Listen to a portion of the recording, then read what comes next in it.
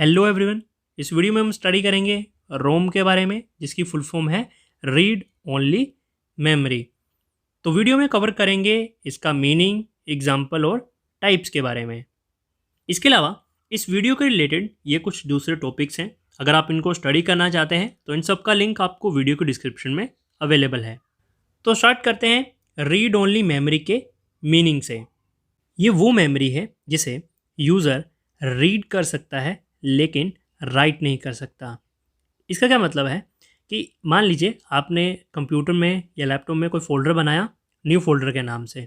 अब अगर आपको उसे रीनेम करना है, new song, new photos, new videos, तो आप उसे रीनेम कर सकते हैं। अगर आप चाहें तो उस वीडियो को या फ़ोल्डर को डिलीट भी कर सकते हैं। लेकिन रोम में ऐसा नहीं है, आप उसे रीड कर सकते हैं। आप ये देख सकते हैं कि क्या फ़ाइल का नाम है, कितनी वो स्पेस ऑक्यूपाई करती है, लेकिन आप उसे राइट नहीं कर सकते, आप उसे रीनेम नहीं कर सकते, आप उसे डिलीट नहीं कर सकते।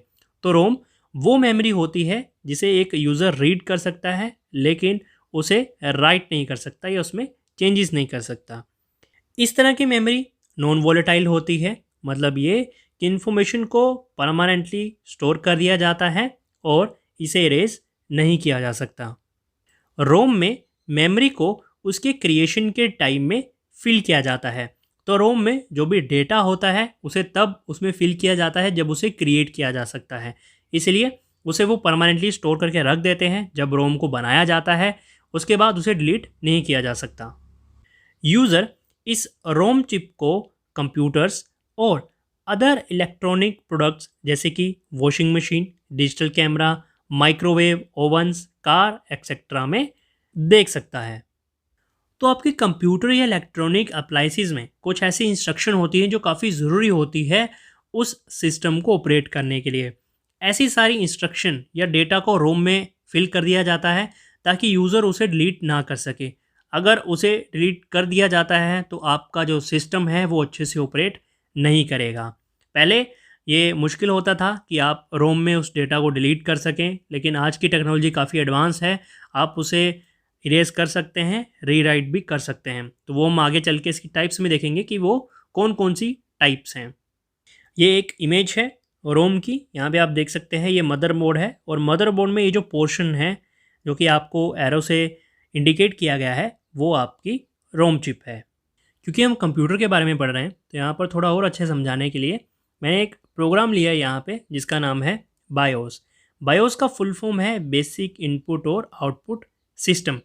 बायोस कंप्यूटर का वो प्रोग्राम है जो रोम में स्टोर रहता है और इसका यूज़ सीपीयू द्वारा किया जाता है स्टार्टअप प्रोसीजर को इनिशिएट करने के लिए जब कंप्यूटर को स्टार्ट किया जाता है। तो जब भी आप कंप्यूटर को स्टार्ट करते हैं फर्स्ट टाइम, तब बायोस प्रोग्राम उसमें रन होता है सीपीयू के द्वारा ताकि कंप्यूटर को स्टार्ट किया जा सके। बायोस प्रोग्राम ये डिटरमाइन करता है कि क्या पेरिफेरल डिवाइसेस जैसे कि कीबोर्ड, माउस, प्रिंटर ये सारे अवेलेबल हैं, मतलब अटैच हैं कंप्यूटर के साथ। कौन कौन सी ऐसी पेरिफेरल डिवाइसेस हैं जो ऑन है और वो उन्हें उनके साथ अच्छे से कनेक्ट कर देता है और लोड करता है ऑपरेटिंग सिस्टम को मेन मेमोरी में। अब मान लीजिए कि अगर आप बायोस को निकाल देते हैं रोम से तो आपका जो कंप्यूटर है वो स्टार्ट ही नहीं होगा, क्योंकि बेसिकली बायोस एक ऐसा प्रोग्राम है रोम के अंदर जो कि हेल्प करता है कि वो आपके सीपीयू को इंस्ट्रक्शन देता है कि आप अब सिस्टम को ऑन कीजिए। अब बायोस ये चेक करता है कि कंप्यूटर के साथ कौन कौन सी डिवाइसेस कनेक्टेड हैं और वो ऑपरेटिंग सिस्टम को मेन मेमोरी मतलब रैम में लोड कर देता है। अगर आपको पेरिफेरल डिवाइसेस जैसे कि कीबोर्ड, माउस, प्रिंटर के बारे में जानना है या फिर ऑपरेटिंग सिस्टम के बारे में जानना है तो आप यूट्यूब पे सर्च कर सकते हैं keyboard by student notes, mouse by student notes, operating system by student notes, तो आपको उसका वीडियो अवेलेबल हो जाएगा। तो ये है हमारा रोम जिसमें परमानेंट डेटा स्टोर रहता है, परमानेंट इंस्ट्रक्शन स्टोर रहती हैं जिसे हम डिलीट नहीं कर सकते हैं, क्योंकि काफ़ी ज़रूरी इंस्ट्रक्शन और डेटा होता है हमारे कंप्यूटर को अच्छे से ऑपरेट करने के लिए। अब देखते हैं रोम की टाइप्स के बारे में। तो यहाँ पे 3 टाइप्स हैं रोम की, P ROM, E P ROM, E P ROM. तो सबसे पहले बात करते हैं पी रोम के बारे में जिसकी फुल फॉर्म है programmable read only memory. P ROM एक रीड ओनली मेमोरी चिप है। ये वो चिप है जिसमें यूज़र सिर्फ एक बार डेटा को राइट कर सकता है। इसका मतलब ये है कि अगर एक बार डेटा को इसके अंदर प्रोग्राम कर दिया गया तो उसे दोबारा चेंज नहीं किया जा सकता।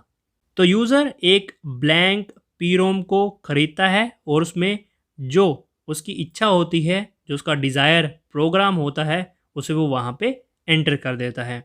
अभी ज़रूरी नहीं है कि यूज़र करेगा, मेनली जो ये रोम्स होती हैं ये पीछे से ही ऑटोफिल होके आती हैं, आपके सिस्टम में प्री इंस्टॉल्ड होती हैं। लेकिन अगर यूज़र भी कुछ इस तरह से अपना एक प्रोग्राम उसमें सेव करना चाहता है तो वो पी-रोम लेके उसमें सेव कर सकता है, उसे फिर दोबारा वो चेंज नहीं किया जा सकता। सेकंड है ईपीरोम, जिसकी फुल फॉर्म है erasable programmable read only memory. तो सबसे पहली टाइप थी हमारी प्रोग्रामेबल रीड ओनली मेमोरी, जिसमें हम एक बार ही राइट कर सकते थे और उसे इरेज नहीं किया जा सकता था। बाद में टेक्नोलॉजी में एडवांसमेंट आती है और हमारे पास आती है erasable programmable read only memory. ये वो मेमोरी थी जिसे हम रीप्रोग्राम कर सकते थे, जिसका मतलब ये है कि ईपीरोम मेमोरी चिप में ये फीचर था कि अगर इस मेमोरी चिप से डेटा को इरेज किया जाता है तो एक न्यू डेटा को प्रोग्राम किया जा सकता था। इसमें डेटा को इरेज करने के लिए अल्ट्रा वायलेट लाइट का यूज़ किया जाता था, जो कि 40 मिनट्स तक का टाइम लेती थी इसमें से प्रोग्राम को इरेज करने के लिए। तो इस रोम मेमोरी चिप की खासियत ये थी कि इसमें से आप डेटा को इरेज कर सकते हैं और दोबारा राइट कर सकते हैं, लेकिन उसके लिए आपको अल्ट्रा वायलेट लाइट का यूज़ करना होगा, जो कि डेटा को इरेज करने के लिए 40 मिनट्स तक का टाइम लेती थी। देन थर्ड है ईईपीरोम, जिसकी फुल फॉर्म है electronically erasable programmable read only memory. तो सबसे पहली टाइप थी प्रोग्रामेबल रोम, दूसरी आती है इरेजेबल प्रोग्रामेबल रोम। तो इस टाइप में एक और ई ऐड हो जाता है, जिसका मतलब है इलेक्ट्रॉनिकली। जैसे कि नाम से पता चलता है, इसमें डेटा को इलेक्ट्रॉनिकली इरेज किया जा सकता था इलेक्ट्रिक फील्ड को अप्लाई करके। इसमें किसी भी तरह की अल्ट्रा वायलेट लाइट की रिक्वायरमेंट नहीं होती थी।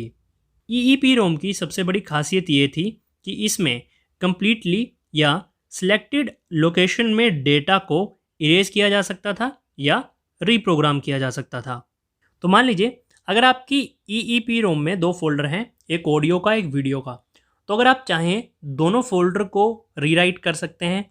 अगर आप चाहें तो उसमें से सिर्फ एक ही फोल्डर को, वीडियो आप रहने दीजिए, ऑडियो को आप इरेज करके रीराइट कर सकते हैं। तो ये फ़ायदा था ईईपीरोम का। जबकि हमारी जो सेकंड टाइप थी ईपीरोम, इसमें सिलेक्टेड डेटा को आप इरेज नहीं कर सकते थे। अगर आपको इरेज करना है तो आपको सारे का सारा डेटा ही इरेज करना होगा। इस टाइप की मेमोरी में डेटा को 10,000 टाइम्स तक इरेज और रीप्रोग्राम किया जा सकता था। तो आप खुद देख सकते हैं कि टेक्नोलॉजी में कितना एडवांसमेंट आया। पहले हम इरेज नहीं कर सकते थे, देन हमने अल्ट्रा वायलेट रेज की हेल्प से इरेज करना शुरू किया। उसके बाद हमने ईईपीरोम टेक्नोलॉजी को अचीव किया, जहां पर हम रोम में 10,000 टाइम तक पूरी या सेलेक्टेड लोकेशन में डेटा को इरेज करके रीप्रोग्राम कर सकते थे।